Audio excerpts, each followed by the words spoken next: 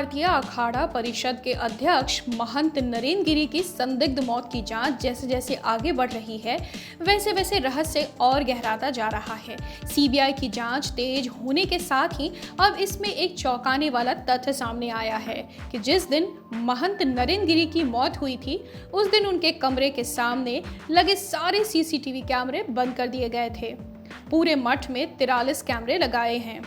इनके जरिए मठ की पूरी गतिविधियों पर नजर रखी जाती है। 15 सीसीटीवी कैमरे महंत के कमरे वाली पहली मंजिल पर है और सबसे महत्वपूर्ण यही बात सामने आ रही है कि जिस दिन महंत नरेंद्र गिरि की मौत हुई, उस दिन उनके कमरे के सभी कैमरे बंद कर दिए गए थे, जिसके चलते मामले में संदेह और गहरा गया है। अब इस मामले में मठ में सीसीटीवी कैमरे के संचालन में लगे स्टाफ और अन्य लोगों को भी पूछताछ के दायरे में लिया जाएगा। सीबीआई जांच के दौरान इसका खुलासा होने की पूरी संभावना है कि कैमरे का बंद होना मौत से सीधा जुड़ा मामला तो नहीं है। उधर सीबीआई ने मठ में जांच तेज कर दी है। सीबीआई ने मठ में कल ही करीब 13 घंटे तक छानबीन की है। नरेंद्र गिरि की डायरिया, सुसाइड नोट और अन्य कागजात अपने कब्जे में ले लिए हैं। जहां पर महंत ने सुसाइड किया था, वहां क्राइम सीन का रिक्रिएशन किया गया ताकि सच के करीब पहुंचा जा सके। मठ में काम करने वाले 13 लोगों से अलग अलग पूछताछ की गई है। प्रारंभिक जांच के बाद सीबीआई आनंद गिरि, आदित्य प्रसाद तिवारी, संदीप तिवारी को अपने रिमांड पर ले लिया है। कोर्ट ने उनको 5 दिन के रिमांड पर सीबीआई को सौंप दिया। अब सीबीआई उनसे पूछताछ करेगी। उल्लेखनीय है कि इन तीनों को उत्तर प्रदेश पुलिस ने पहले ही गिरफ्तार कर लिया था।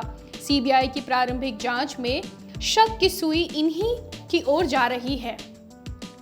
इस कारण सीबीआई ने इनको कस्टडी में लिया है। सुसाइड नोट में नरेंद्र गिरि ने इन तीनों से दुखी होने की बात लिखी थी। महंत नरेंद्र गिरि की मौत पर संदेह करने वाले साधु संतों और अन्य लोगों ने इस बात पर भी आश्चर्य जताया है कि कोई व्यक्ति मौत से पहले 13 पेज का सुसाइड नोट कैसे लिख सकता है। मौत का मामला कुछ सेकंड का होता है, ऐसे में मरने वाला व्यक्ति इतना लंबा सुसाइड नोट लिखने में असहज होगा। इसलिए साधु संतों ने उनके कथित सुसाइड नोट की भी जांच की मांग की है। सीबीआई इस तथ्य की भी जांच कर रही है कि कहीं सुसाइड नोट अलग से तो प्लान नहीं किया गया है। पंजाब में कांग्रेस से मिले झटके के बाद से ही पूर्व सीएम कैप्टन अमरिंदर सिंह ने अपने राजनीतिक भविष्य को लेकर सभी रास्ते खुले होने के संकेत दिए हैं। कांग्रेस आला कमान से खुले तौर पर नाराजगी जाहिर करने के बाद से कैप्टन के बीजेपी में शामिल होने की अटकलों के बीच मंगलवार को अमरिंदर सिंह दिल्ली आ गए हैं। दिल्ली में वह गृह मंत्री अमित शाह और बीजेपी चीफ जेपी नड्डा से मिलेंगे। कैप्टन अमरिंदर सिंह मंगलवार को दिल्ली पहुंचे, जहां उनकी मुलाकात अमित शाह और जेपी नड्डा के साथ उनकी मीटिंग तय है। आपको बता दें कि इसी महीने पंजाब कांग्रेस में चल रहे शाह मात के खेल पर विराम लगाते हुए कैप्टन अमरिंदर सिंह ने मुख्यमंत्री पद से इस्तीफा दे दिया था। कैप्टन से कांग्रेस आला कमान ने इस्तीफा देने को कहा था। इस्तीफे के बाद कैप्टन ने कहा था कि पंजाब में जारी राजनीतिक घटनाक्रम से उन्होंने अपमानित महसूस किया है। सीएम पद के बाद संभव है कि वह कांग्रेस भी छोड़ देंगे। इस्तीफे के बाद कैप्टन ने कई बार यह खुलकर कहा है कि वह कांग्रेस प्रदेश अध्यक्ष नवजोत सिंह सिद्धू को किसी भी कीमत पर मुख्यमंत्री नहीं बनने देंगे। इतना ही नहीं, कैप्टन ने यह भी कहा था कि सिद्धू के पाकिस्तान सेना चीफ कमर जावेद बाजवा और पीएम इमरान खान के साथ दोस्ती है। उन्होंने यह भी कहा कि सिद्धू के खिलाफ वह मजबूत उम्मीदवार को उतारेंगे। कैप्टन के इस्तीफे के बाद कांग्रेस ने चरणजीत सिंह चन्नी को पंजाब का सीएम बनाया था। केंद्रीय गृह मंत्री अमित शाह ने मंगलवार को राष्ट्रीय आपदा प्रबंधन प्राधिकरण के 17वें स्थापना दिवस समारोह में भाग लिया।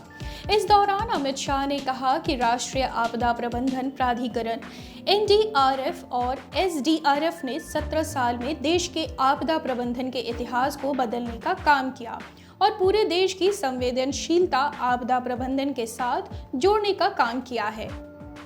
शाह ने कहा कि अगर कुछ सेकंडों में आपदा को रिस्पॉन्ड करना है तो यह जनता ही कर सकती है। गांव-गांव में आपदा मित्र ही कर सकते हैं। आपदा मित्र का कॉन्सेप्ट बहुत अच्छा है। जनता को आपदा के लिए तैयार करना जरूरी है। उन्होंने कहा कि आपदा मित्र को 25 राज्यों में 30 बाढ़ ग्रस्त जिलों में प्रयोगात्मक तौर पर शुरू किया गया है। 5,500 आपदा मित्रों को और आपदा सखियों को इसमें जोड़ा गया है।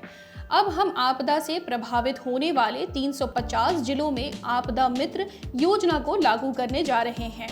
केंद्रीय गृह मंत्री अमित शाह बोले कि गांव-गांव में आपदा मित्र ही काम कर सकते हैं। आपदा मित्र का कॉन्सेप्ट बहुत अच्छा है। उन्होंने कहा कि भारत कोरोना जैसे अजीब वायरस के खिलाफ लड़ने वाले देशों में सबसे अच्छे देश के रूप में उभरा है। अमित शाह ने कहा कि हमारा आपदा प्रबंधन सिस्टम इतना मजबूत है कि देश ने एक ही समय में 2 चक्रवातों को भी बड़े संकल्प के साथ सामना किया है। आपदा प्रबंधन में हमने अच्छा काम किया है। कोई भी तटस्थ एजेंसी अगर एक महत्वपूर्ण विश्लेषण करेगी तो यह भी कहेगी कि भारत सबसे अच्छा देश था जिसने इस अजीब वायरस कोरोना के खिलाफ बहुत दृढ़ संकल्प के साथ लड़ाई लड़ी। अमित शाह ने आगे कहा कि हमारे पास अन्य देशों की तुलना में संसाधन भी सीमित थे, लेकिन फिर भी हमने कोरोना के खिलाफ लड़ाई लड़ी।